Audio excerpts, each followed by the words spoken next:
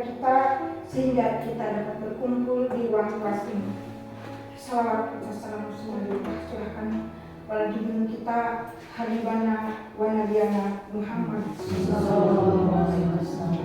Perkenalkan, nama saya Intin Sukyakin yang akan bertugas sebagai moderator dalam acara diseminasi calon guru penggerak. Adapun calon guru penggerak yaitu Ibu Titin Mustokinah SPDI.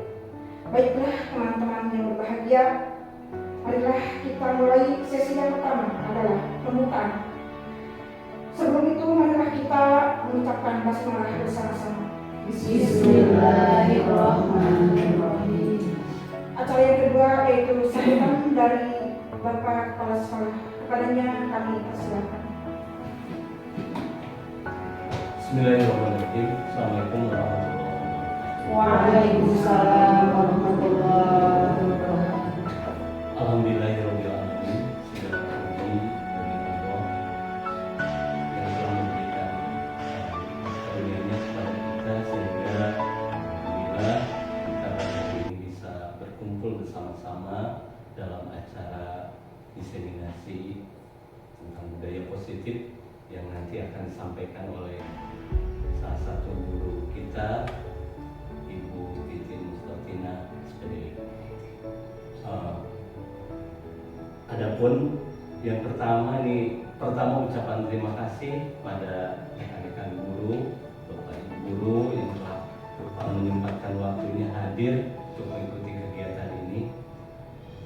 Dan saya atas nama SDN 1 Mapara, mari kita bersama-sama ikuti kegiatan diseminasi ini dengan sebaik-baiknya. Semoga dengan hal itu nanti kita bisa menciptakan disiplin positif bagi murid-murid di SD kita tercinta di SD 1 dan pada kami semuanya di sekolah, saya sebagai kepala sekolah, kemudian rekan-rekan juga mendukung sepenuhnya dalam kegiatan sampai proses akhir. Itu saja yang bisa saya sampaikan. Sekali lagi, mari kita ikuti sama-sama. Assalamualaikum warahmatullahi wabarakatuh. Waalaikumsalam warahmatullahi wabarakatuh.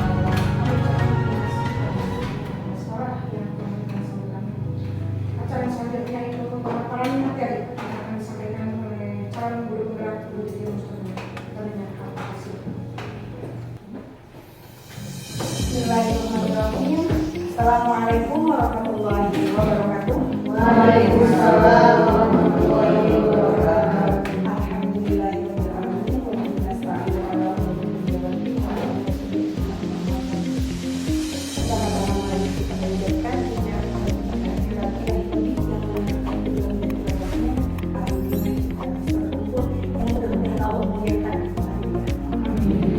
Salawat beserta salam semoga tercurah bahkan kepada Nabi kita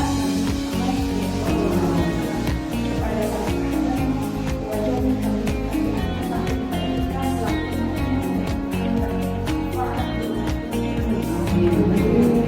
Bapak sekolah yang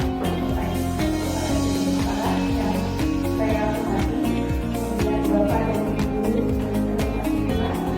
saya ucapkan banyak terima kasih karena Bapak dan Ibu kami semua hadir dalam kegiatan diseminasi atau menyebarkan dan penyebaran budaya positif sebagai tugas pemenuhan pendidikan guru penggerak bersama saya Ibu Mustokinah dari CGP Angkatan 11 Kecamatan Tanjung, Kabupaten Ciamis. Tadi sudah dimulai dengan pembacaan sholat ya. Kemudian ucapan yang kedua, terima kasih kepada Bapak Kepala yang selalu mendukung saya dalam kegiatan ini dan Bapak Ibu juga yang selalu mendukung. Baik Bapak Ibu, mengenai diseminasi atau menyebarkan penerapan budaya positif oleh ini saya dapatkan mengumpul sertifikat pada pendidikan guru penggerak, di mana di dalamnya itu terdapat beberapa konsep inti. Konsep intinya ada 8 yang akan kita bahas pada hari ini.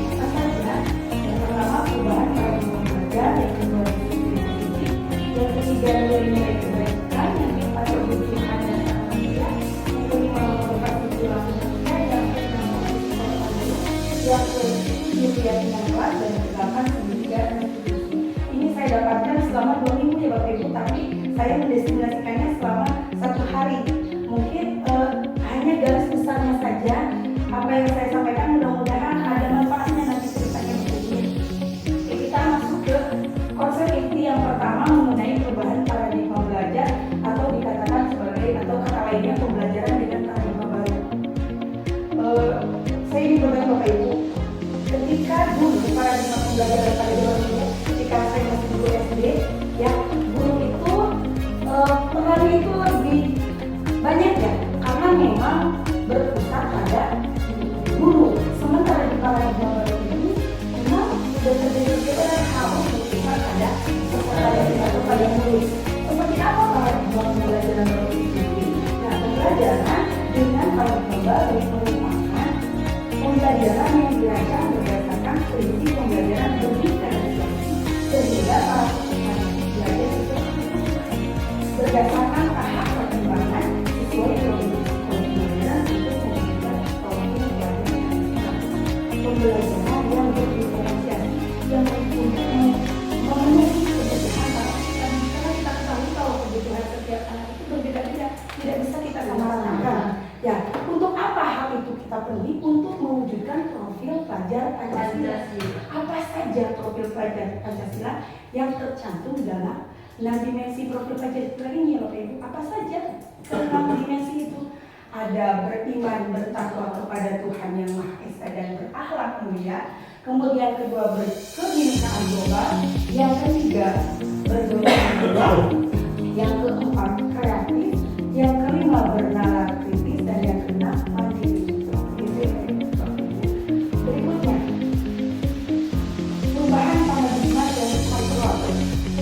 Adanya perubahan paradigma mengenai teori kontrol. Maksudnya seperti apa Bapak Ibu? Misalnya di nomor 1 ini ya Bapak Ibu, ilusi guru mengontrol murid. Ya, sepertinya kita itu bisa mengontrol murid. Padahal kenyataannya ilusi itu sepertinya ya nampaknya dia tidak bisa mengontrol, tapi belum tentu itu. Contohnya bagaimana? Ketika seorang anak kelas, ya di kelas berbuat salah, kemudian kita terjadi perubahan, ya cara menjadi lebih baik, tapi ternyata di kemudian hari itu dia berubah lagi, kesalahan lagi. Sepertinya ini kita kalau menghadapi ternyata kemudian yang kedua, ilusi bahwa semua penguatan positif, efektif dan bermanfaat. Penguatan positif ini maksudnya contohnya seperti rayuan atau bujukan, merayu seorang anak. Misalnya seorang anak ingin ikut perlombaan, kita kan suka kadang ada anak yang susah untuk ikut lomba tersebut. Kita bilang, ayo dong deh, ikuti lomba ini loh, nanti kamu dapat nilai yang tinggi, kemudian kamu dapat hadiah. Bukan kita, apakah dengan itu bisa memberikan manfaat? Belum juga bisa, tidak bisa, tidak. Kemudian itu, kemudian yang ketiga, ilusi bahwa basic dan membuat rasa bersalah mampu memuatkan karakter. Kemudian kritik sama orang atau berbeda itu apakah bisa memuatkan karakter pada diri orang itu. Dan yang selanjutnya ilusi bahwa orang dewasa berhak memaksa. Orang dewasa ya waktu itu berhak memaksa, belum tentu ya.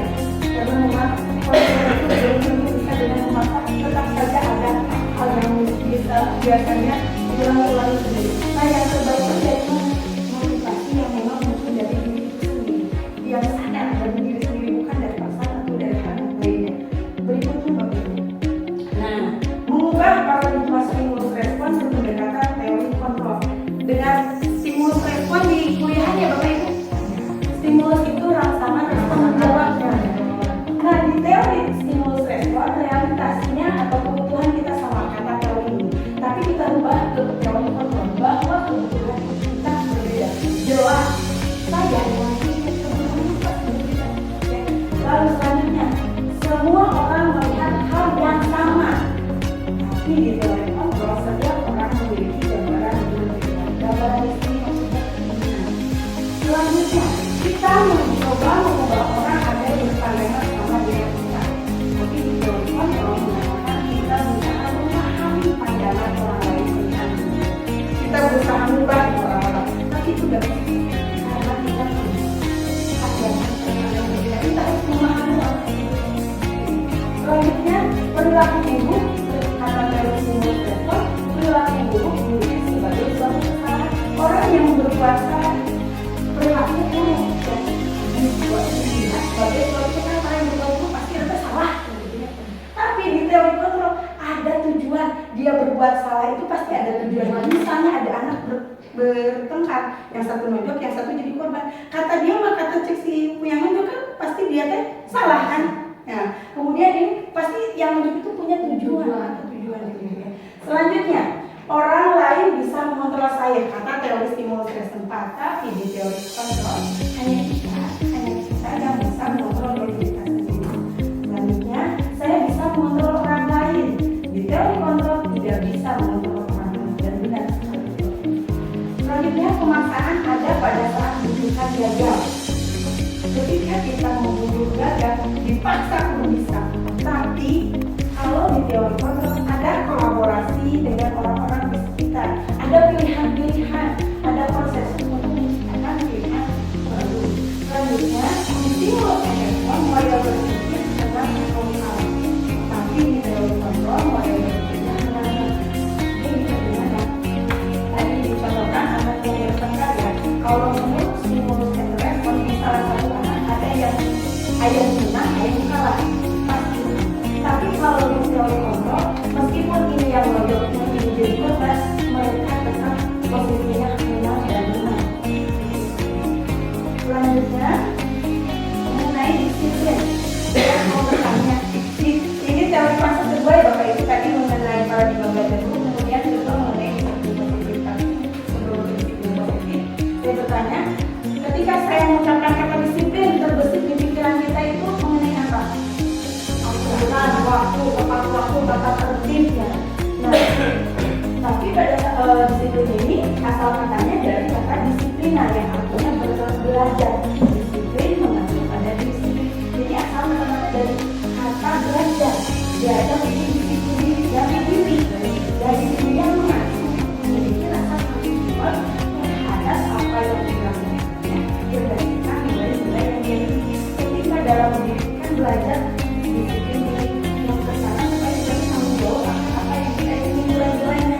Ketika sudah tertanam disiplin ini Bapak Ibu, maka akan turun disiplin positif. Apa itu disiplin positif ini? Kalau sudah ada disiplin ini, berbeda disiplin positif. Salah satu penerapan disiplin yang bertujuan untuk menumbuhkan kesadaran serta memberdayakan peserta tanpa imbalan, penghargaan, ancaman atau hukuman. Jadi adanya kesadaran tanpa sihir hukum, tanpa adanya iming-iming hadiah seperti tadi Pak Tugas ini. Karena sudah ada kesadaran, tugasnya siapa? Kita sebagai seorang pendidik untuk menciptakan peserta didik memiliki disiplin diri sehingga mereka berperilaku mengacu kepada nilai-nilai kebajikan, universal dan memiliki motivasi dalam perubahan berakhlak yang lebih baik. Selanjutnya, materi teori konseptif yang ketiga mengenai nilai-nilai kebajikan. Apa itu nilai-nilai kebajikan? Nilai kebajikan itu nilai-nilai yang kita ikuti nilai-nilai positif. Sifat-sifat manusia yang merupakan ideal mulia yang ingin sampai setiap individu. Nilai-nilai tersebut bersifat universal, bersifat umum. Nilai ini disepakati bersama, contohnya nilai kebajikan sebagai kalau saya tidak dikembangkan, nilai-nilai kebajikan itu bersifat mengacu pada profil pelajar Pancasila. Dalam profil pelajar Pancasila ini di dalamnya mengandung nilai kebajikan apa saja?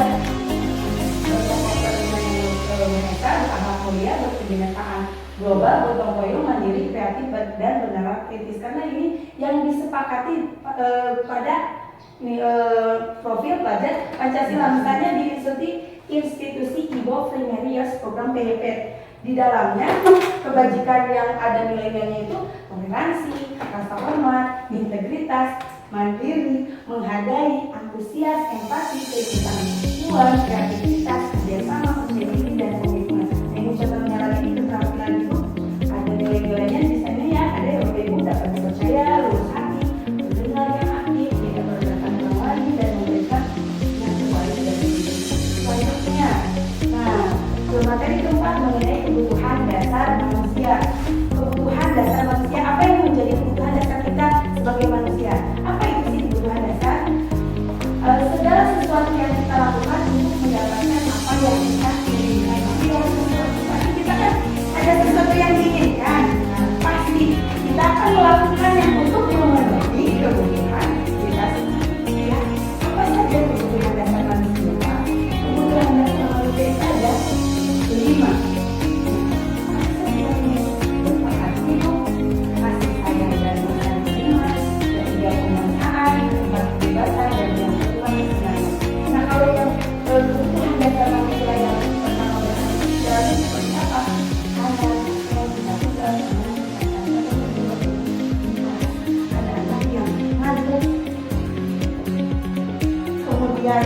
dia fokus. Jangan kita langsung, kenapa kan tuh? Kenalan betul lu? Jangan langsung seperti itu. Mungkin ada salah satu kebutuhan anak itu belum terpenuhi. Karena ketika salah satu kebutuhan dasar itu dipenuhi, maka akan terjadi penyimpangan. Kita harus memahami kebutuhan apa yang sedang dipenuhi oleh peserta didik dan sekolah. Yang kedua, kasih sayang dan rasa diterima. Di dalamnya ada kebutuhan yang tadi diberikan, juga menjadi bagian dalam kelompok itu ada anak sudah dibagi kelompok sampai tadi. Kemudian ada satu anak malah memiliki cari perhatian. Mungkin ada salah satu kebutuhan dasarnya dia itu pengen diterima di kelompok tersebut. Selanjutnya penguasaan. Jadi keinginan untuk dianggap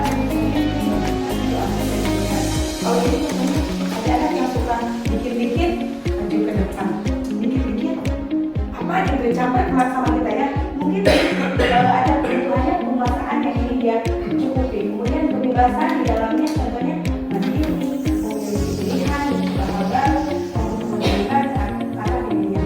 Kemudian kesenangan, kebutuhan dasar seperti apa? Tertawa itu merupakan salah satu kebutuhan kita.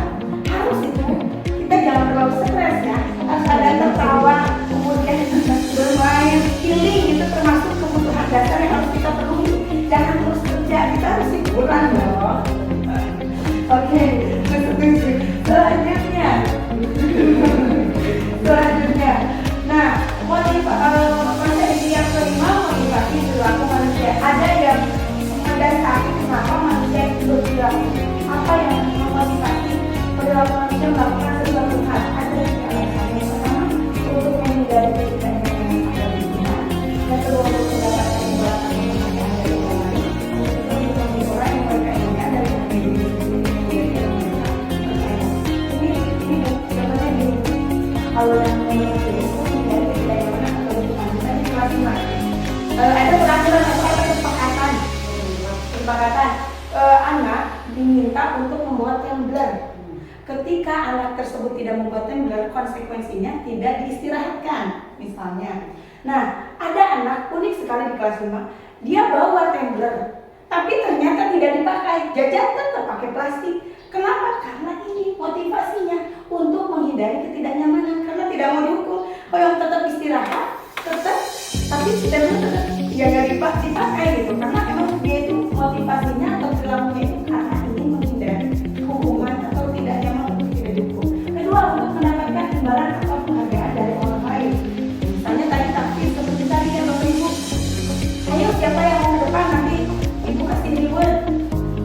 Itu perilaku yang anak lakukan ke depan itu karena memang dilakukannya untuk mendapatkan imbalan atau penghargaan dari orang lain. Nah, kedua motivasi ini memang motivasi yang sumbernya itu masih dari luar, ada dorongannya dari luar. Kemudian bagaimana kita sebagai guru bertugas untuk supaya motivasi yang internal itu bisa tumbuh. Seperti apa? Untuk menjadi mereka inginkan dan mengambil diri sendiri dengan keinginan nilai-nilai yang mereka pilih. Kalau yang dari motivasi pertama, ya dari sadar dari sendiri. Oh iya ya, Ibu meminta saya untuk membuat tumbler itu supaya menjaga kesehatan, supaya sampahnya lebih berkurang. Itu karena ada sadarnya dari diri mereka sendiri. Kita bertugas untuk supaya motivasi internal ini tumbuh. Tapi caranya harus menghindari hukuman dan kemudian penghargaan agar memotivasi selanjutnya. Nah di sini ada istilah lingkungan, konsekuensi dan institusi. Ada yang pernah dengar atau baru sekarang mendengarnya? Baru sekarang ya. Ada perbedaan hubungan konsekuensi dan institusi. Hukuman mah tidak ada di sana. Pada hari anak ketika hari ini jawaban, pada hari itu nggak ada di sana. Hei kamu tidak menggunakan seperti kamu harus berdiri di depan bendera. Hanya satu arah. Kemudian anak tersiksa. Ada perasaan ketidaknyamanan pada anak. Itu bedanya kalau hukuman. Kemudian ada berupa terjadinya fisiknya itu merasa tersakiti atau bisa psikis.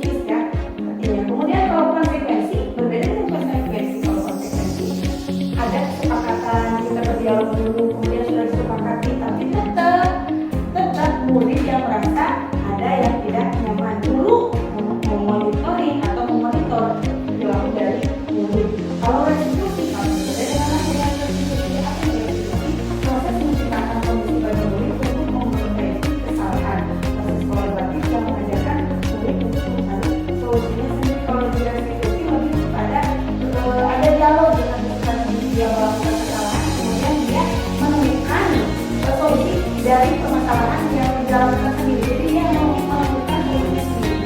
Selanjutnya, nah ini yang paling saya suka di budaya positif ini. Minimal posisi kontrol seorang guru. Ada guru seorang mengajar, menghukum, pembuat gerakan salah, teman, pemantau, dan manajer. Saya bertanya, Bapak Ibu sudah pernah di posisi yang mana Pak Sani? Hampir semuanya. Beda. Termasuk saya juga di pembuku saya pernah. Pembuat merasa bersalah sering malah.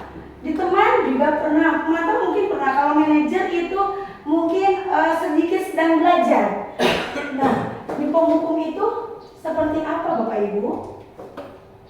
Oh, maaf sebelumnya. Nah, di antara kelima posisi ini ya Bapak Ibu, yang terbaik posisinya adalah posisi manajer. Kenapa di posisi manajer? Karena di sini guru berbuat sesuatu bersama murid. Dipersilakan murid untuk jadi menciptakan sifat mandiri, sikap mandiri dan sikap tanggung jawab atas masalahnya yang telah dibuat sendiri. Nah, posisi manajer mengacu pada institusi yang dapat menjadikan murid sebagai manajer bagi dirinya sendiri sehingga tercipta identitas positif atau berhasil pada diri murid. Nah, untuk selanjutnya ini contoh penerapan 5 posisi kontrol guru. Misalnya ada kasusnya ini seorang anak tidak membawa salah satu alat hidup upacara atau kita misalnya tidak bawa topi ya. Nah, untuk posisi pembuku yang dikatakan guru itu seperti ini. Bapak, sudah menyerah, ciri-cirinya biasanya suaranya rada lantang, kemudian biasanya seperti ini, biasanya. Kemudian dampaknya bagaimana terhadap siswa? Kemudian tidak kurang disukai oleh pendengaran mengambil sesuatu. Kemudian yang kedua ada pembuat merasa bersalah. Kalau di pembuat merasa bersalah yang dikatakan oleh guru itu seperti ini. Harus memberitahu kamu, harus selalu saja mengecewakan. Nah, kalau di sini lebih kepada seperti anak itu ada identitas gagal. Ini merasa bersalah kepada gurunya. Contohnya kalau misalnya di taktik kita ada ya, aku udah kita sholat kita tidur. Karena sebenarnya anak sudah mengecewakan diri saya gitu. Yang itu membuat rasa bersalah. Kemudian posisi contoh selanjutnya, posisi teman. Di posisi teman yang dikatakan oleh guru, dodong, ikuti aturan sekolah, tolong bantu ibu. Tapi ini saja. Nah, sudah tidak apa-apa. Lain kali jangan sampai berbuat seperti ini lagi ya. Ini seperti teman. Tapi kalau posisi teman ini dampaknya anak itu lebih tergantung. Ketika guru itu tidak ada, wah perbuatannya itu lebih menonjol atau lebih perbuatannya itu lebih luar biasa gitu ya. Karena bergantung pada guru itu yang ada gitu kalau di posisi teman. Kemudian posisi selanjutnya di pemantau. Kalau pemantau mah lebih karena ada aturan lalu memperlihatkan konsekuensinya. Bagaimana ini katakan? Kamu sudah melanggar peraturan sekolah. Kamu tahu konsekuensinya. Setelah upacara kamu beli atribut yang kamu kasih dan jangan dikembali lagi. Nah, jadi menggunakan konsekuensi kalau di pemantau ada monitor dari aturan yang sudah dibuat. Kemudian selanjutnya di posisi manajer. Kalau di posisi manajer ini lebih kepada ada dialog dengan anak. Apakah kamu tahu kesalahan? Jadi ditanya kesalahan yang berbagai. Terus kira-kira bagaimana kamu memperbaiki kesalahan ini keluar dari dia sendiri? Ya, seperti itu ya. Selanjutnya ini ada pertanyaan untuk Bapak Ibu untuk menebak posisi manakah diri saya ketika ada kata-kata kira-kira posisi kontrol yang mana? Betul kan? Betul sekali.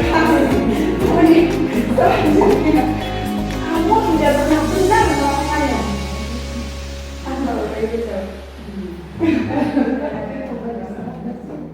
Sama kayak tadi. Kita cek. Satu, tiga. Salah. Wow, ada rasa di rada tegas. Kamu tidak pernah benar melakukannya, gitu ya. Kemudian yang ketiga, apa rencana untuk menyelesaikan masalah ini? Apakah betul? Saya mau.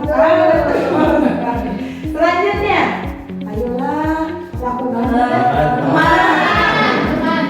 Tepuk tangan dulu Bapak Ibu. Kita lihat ya, 1, 2, 3. Iya, betul sekali. Selanjutnya ada satu lagi.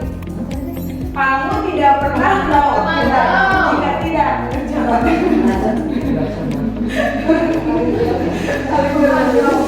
Kita cek. Betul sekali Bapak Ibu ya.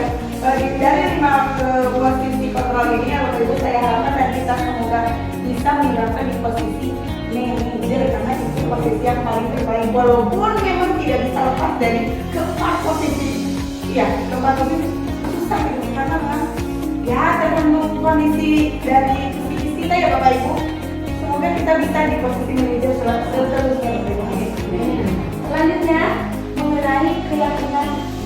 Mengapa keyakinan? Bukan berarti keyakinan apa sih perbedaan dengan peraturan? Berbeda ya. Kalau keyakinan terlahir dari dorongan diri kita sendiri. Tapi kalau berbeda dengan peraturan, saya ketika SD ya, ketika SD masuk ke sekolah, wah kamu nyata, kalau aku langsung sekolah datang tempat aku, oh iya ya saya harus seperti itu masuk ke sekolah. Karena ada dorongan dari eksternal. Tapi berbeda dengan keyakinan. Keyakinan ada di dalam diri, dari dalam diri itu sendiri. Nah, keyakinan pembentukan keyakinan kelas ini sifatnya berupa yang pertama pernyataan diri netral, kemudian kedua dibuat dalam pernyataan positif. Jadi pernyataan positif itu jangan sampai ada kata jangan di dalam kesepakatan kelas atau keyakinan kelas. Misalnya jangan membuang sampah itu kan meskipun pernyataan seperti positif, tapi karena ada kata negatifnya jangan. Dijelaskan kata jangan dan tidaknya. Kalau jangan membuang sampah, kalau menjadi positif bagaimana Bapak Ibu? Membuang sampah pada tempatnya, seperti itu ya Bapak Ibu. Kemudian sedikit saja agar mudah diingat. Kalau sedikit agar peserta didik mudah untuk mengingatnya. Selanjutnya, sesuai dengan kondisi kelas dan sekolah sehingga mudah diterapkan semua warga sekolah atau warga sekolah dilibatkan saat membuat keyakinan kelas. Jadi harus sesuai kondisi, jangan di luar kondisi sekolah itu sendiri. Selanjutnya, nah kita ke pembahasan konsep inti yang terakhir mengenai segitiga restitusi. Apa sih segitiga restitusi ini? Pasti ada yang baru dengar kan?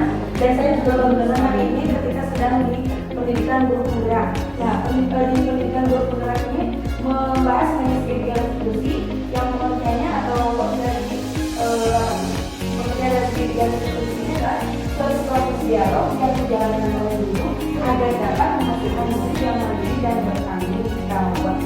Dari segitiga restitusi ini ada 3 tahapan. Tahapannya apa saja? Menstabilkan. Yang pertama tahapannya menstabilkan identitas. Kedua tahapannya validasi tindakan yang salah. Yang ketiga menanyakan keyakinan. Seperti apa sih? Kok berasa asing ya? Padahal itu setiap kali kita laksanakan, kita lakukan, cuma kita nggak tahu itu namanya loh segitiga restitusi. Cuma sekarang ada pelabelan segitiga restitusi. Padahal itu teh suka kita lakukan sehari-harinya. Nah, kita mulai ke tahapan yang pertama, menstabilkan identitas. Di menstabilkan identitas ini berdasarkan prinsip membuat kesalahan adalah bagian dari proses pembelajaran. Misalnya kalau pagi-pagi saya tiba di kantor gini suka curhat kalau misalnya kata ibu di nanti wajar nanti makan rusak. Nah, itu teh sebetulnya proses menstabilkan identitas. Itu teh ya namanya itu kalau di kepada anak prosesnya percakapan yang kita ucapkan kepada anak caranya seperti ini. Berbuat salah itu wajar. Manusia tidak ada yang sempurna. Kita bisa memperbaiki masalah ini. Nah, contoh-contohnya ya Bapak Ibu. Kemudian menyadari kesalahan tapi fokus memperbaiki masalah. Dan menstabilkan identitas. Ketika kita melakukan ini sedang belajar. Selanjutnya validasi tindakan yang salah. Kalau validasi tindakan yang salah ini berdasarkan prinsip setiap perilaku berupaya ada kebutuhan yang tadi di awal, kebutuhan dasar, lima dasar yang ingin diwujudkan. Nah, bagaimana kata-katanya? Kamu bisa saja melakukan ini, jawab dari ini. Kamu akan melakukan ini.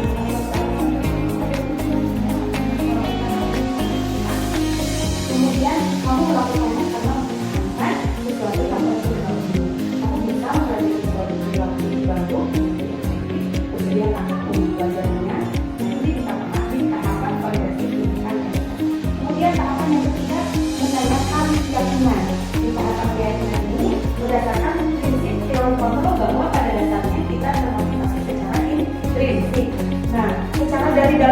dirinya sendiri. Yang ditanya itu apa keyakinan wanita, kemudian nilainya apa yang sudah kita sepakati, seperti apa gambaran kami ideal untuk kamu, untuk kamu. Jadi ditanyakan keyakinan yang sudah kita sepakati yang mereka yakini. Nah, untuk selanjutnya berikutnya ini mengenai contoh penerapan segitiga restitusi. Kasus pertama, seorang anak dengan mutiara bertengkar dengan teman sebangkunya karena tugasnya dicontek.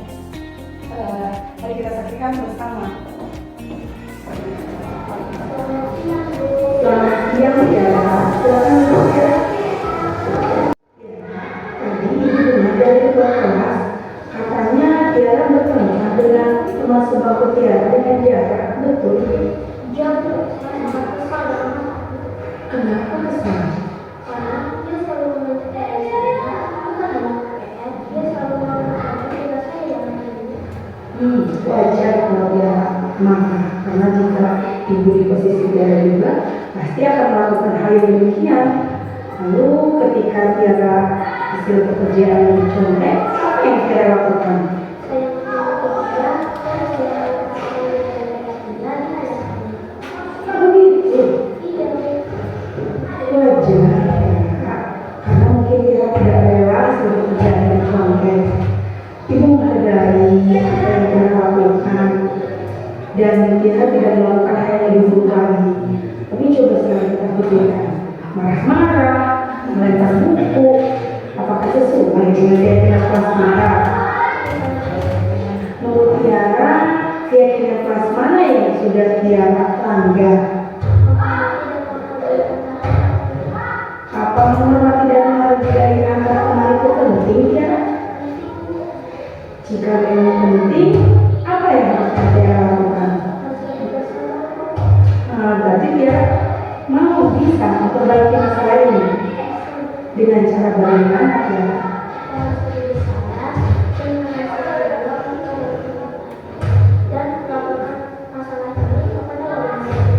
Tepat sekali, betul sekali apa yang Tiara lakukan itu memang harusnya seperti itu. Dan dengan hal itu kita bersabar karena lebih lagi disilahkan apa saja kepada ibu ya. Sudah tenang kan? Silakan kembali ya Tiara. Nah, ini di kasus model ini di kelasnya itu bertengkar sampai melemparkan buku PR-nya ke temannya. Ketika saat itu harusnya kalaupun ada anak yang seperti itu, jadi anak yang melempar kepala ini kita ambil juga kita tanya, kita berdialog dengan anak tersebut, kemudian menggunakan kemudian akan ini.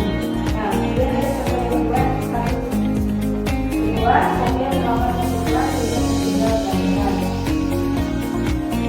Assalamualaikum warahmatullahi wabarakatuh.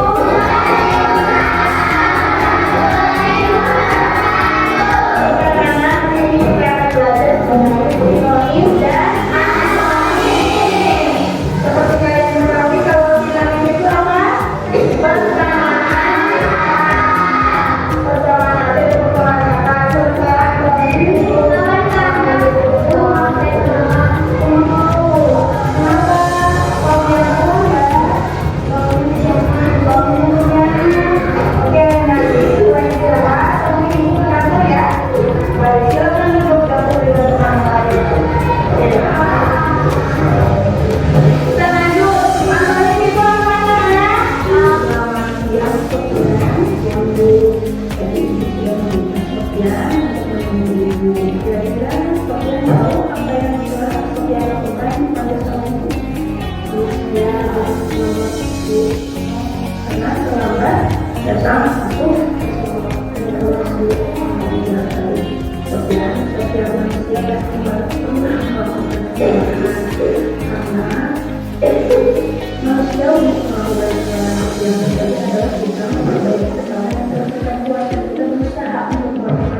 Perbaikan kesalahan. Kira-kira sudah berapa banyak? Sudah beberapa lama? Sudah berapa banyak? Seperti yang terlambat 3 kali. Sudah sangat lumayan ya kalau 3 kali. Pasti ada alasan kenapa sudah 3 kali terlambat masuk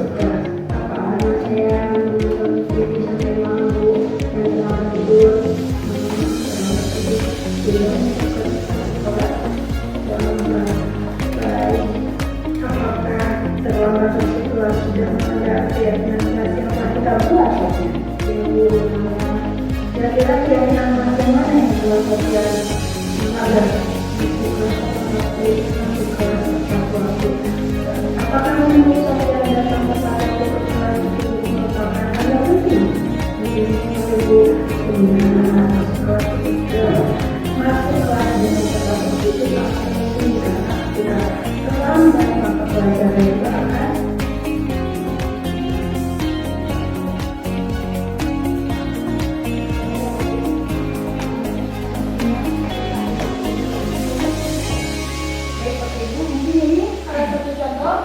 penerapan segitiga restitusi. Semoga nanti kita bisa menerapkannya di akhir kegiatan ini. Saya ingin menutup dengan sebuah quote. Sebanyak apapun ilmu yang kita dapatkan hari ini akan menjadi sia-sia jika tidak kita praktikkan, sebagaimana di kutipan bahwa buah dari ilmu itu bukanlah pengetahuan, tetapi buah dari ilmu itu adalah tindakan. Banyak sekali kekurangan yang saya sampaikan, mungkin ya, mohon maaf. Terima kasih kepada Bapak Ibu yang telah meluangkan waktunya. Saya tutup dengan wabillahi taufiq wal hidayah. Wassalamualaikum warahmatullahi wabarakatuh. Waalaikumsalam warahmatullahi wabarakatuh. Baiklah, demikian presentasi dari calon guru penggerak Ibu Titi Mustajina.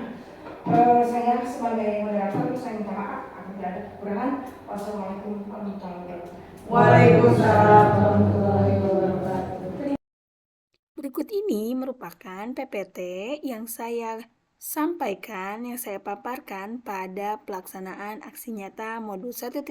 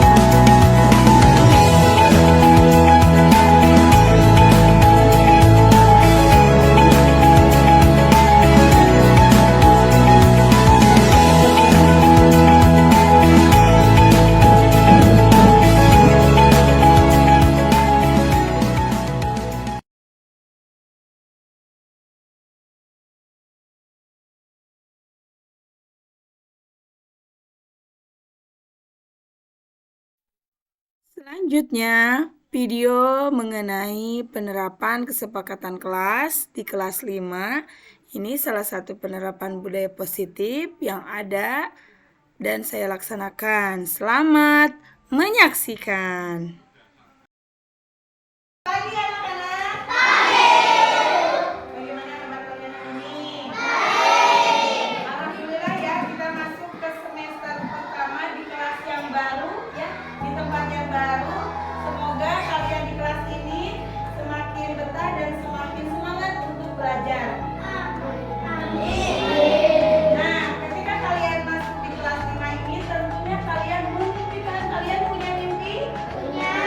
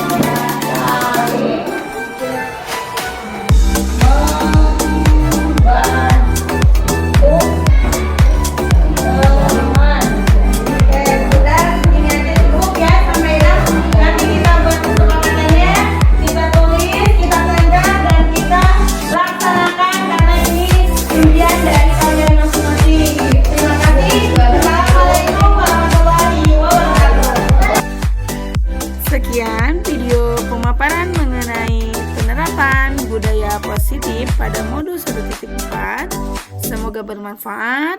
Terima kasih atas perhatiannya. Salam guru penggerak, bergerak, tergerak, menggerakkan. Salam bahagia Bapak Ibu. Wassalamualaikum warahmatullahi wabarakatuh.